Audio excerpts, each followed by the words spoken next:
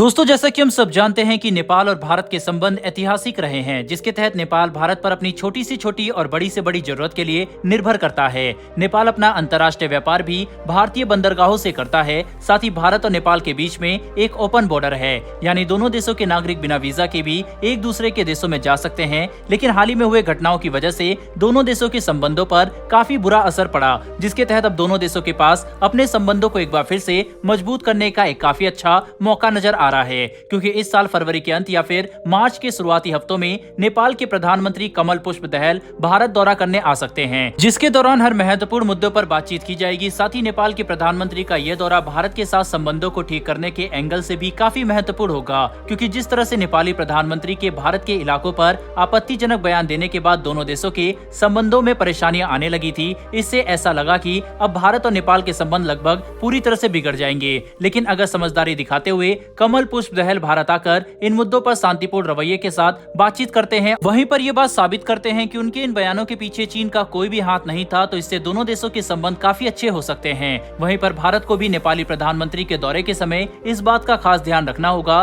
कि हम उन्हें ये महसूस कराए कि नेपाल भारत के लिए काफी महत्वपूर्ण है और हम अपनी साझेदारी को काफी महत्व देते हैं, ताकि नेपाली प्रधानमंत्री भारत के साथ खुले विचारों से बातचीत करें और नेपाल खुद को अलग न समझे, जो कि चीन का प्रभाव भी नेपाल में कम करेगा और भारत नेपाल के संबंध एक बार फिर से सामान्य हो सकेंगे। साथ ही आप ये सोच रहे होंगे कि आखिर नेपाल के प्रधानमंत्री का भारत दौरा इतनी बड़ी बात क्यों है, तो इसके पीछे सबसे बड़ी वजह यह है कि यह कमल पुष्प दहल के नेपाली प्रधानमंत्री बनने के बाद पहला अंतर्राष्ट्रीय दौरा है। यानी कि ये न कि सिर्फ उनका पहला भारत दौरा है, बल्कि पहला अंतर्राष्ट्रीय दौरा भी है। यानी प्रधानमंत्री की कुर्सी संभालने के बाद कमल पुष्प दहल सबसे पहले भारत दौरे पर आ रहे हैं, जो कि इस बात को दर्शाता है कि नेपाल भारत के साथ अपने संबंधों को मजबूत करने में रुचि रखता है। इसके अलावा हमने कुछ समय पहले ही अपनी वीडियो के माध्यम से आप सभी को ये जानकारी दी थी कि नेपाल और बांग्लादेश आपस में ऊर्जा का व्यापार करने के लिए भारत की ट्रांसमिशन लाइन का इस्तेमाल करना चाहते हैं, ताकि ये दोनों देश बिजली की सप्लाई कर सके। लेकिन शुरुआती दौर में भारत ने इसके लिए मना कर दिया था, क्योंकि हमारे ट्रांसमिशन लाइन में नेपाल की एनर्जी बांग्लादेश तक पहुंचाने के लिए कैपेसिटी मौजूद नहीं है। लेकिन क्योंकि नेपाल और बांग्लादेश एक बार फिर से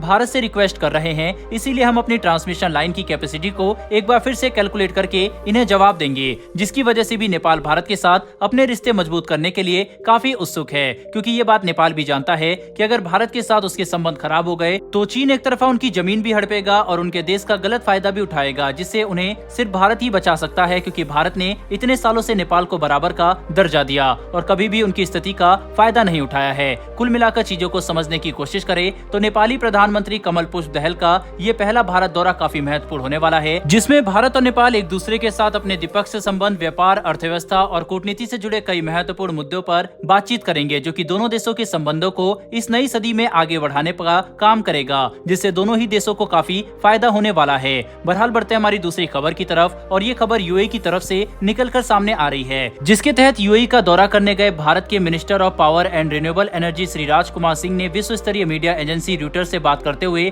भारत और संयुक्त अरब अमीरात के बीच होने वाली एक महत्वपूर्ण और विशाल ऊर्जा डील को लेकर काफी बड़ी बात कह दी है, जिसके तहत उन्होंने इस बात की पुष्टि की है कि बहुत जल्दी दोनों देशों के बीच में रिन्यूएबल इलेक्ट्रिसिटी ग्रिड लिंक पर ऐतिहासिक समझौता हो सकता है। भारतीय ऊर्जा मंत्री यूएई का दौरा असल में IRENA मतलब इंटरनेशनल रिन्यूएबल एनर्जी एजेंसी की असेंबली में शामिल होने के लिए कर रहे हैं, जिसकी प्रेसिडेंसी फिलहाल भारत के पास है। और इसी दौरान उन्होंने मीडिया से बात करते हुए भारत और यूएई के इलेक्ट्रिसिटी ग्रिड में होने वाले इस महत्वपूर्ण इंटरकनेक्शन को लेकर ये बयान दिए। लेकिन उन्होंने कोई निर्धारित टाइम फ्रेम नहीं बताया, बल्कि ये बात कही है कि दोनों देश इस एग्रीमेंट को लेकर काफी तेजी से काम कर रहे हैं और बहुत जल्दी इस पर कोई ठोस कदम उठाए जाएंगे। वहीं पर इसके अलावा दोनों देशों के इलेक्ट्रिसिटी ग्रिड में रिन्यूएबल एनर्जी को लेकर होने वाले इस समझौते के बाद भारत और यूएई के द्विपक्षीय संबंध और भी ज्यादा मजबूत होंगे। साथ ही इसके तहत यूएई भारत के रिन्यूएबल एनर्जी प्रोजेक्ट और सेक्टर में अतिरिक्त निवेश भी करेगा। यानी कि ये खबर भारतीय अर्थव्यवस्था के लिए काफी ज्यादा अच्छी है। हालांकि आप इसके बारे में क्या सोचते हैं, अपनी राय कमेंट बॉक्स में लिखकर जरूर बताइएगा। फिर मिलेंगे डिफेंस और वर्ल्ड अफेयर्स से जुड़ी ऐसी एक नई वीडियो के साथ। धन्यवाद। जय हिंद।